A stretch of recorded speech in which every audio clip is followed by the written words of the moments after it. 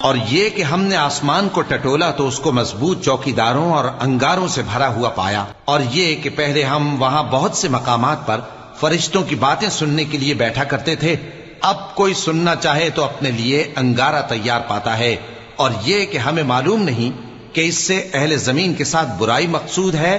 یا ان کے پروردگار نے ان کی بھلائی کا ارادہ فرمایا ہے، اور یہ کہ ہم میں بعض نیک ہیں اور بعض دوسری طرح کے،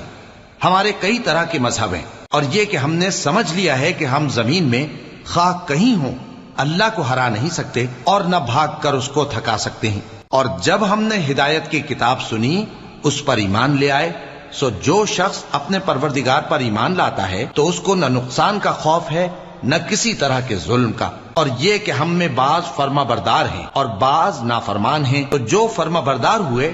وہ سیدھے رستے پر چلے، اور جو نافرمان ہوئے وہ دوزخ کا ایندھن بنے۔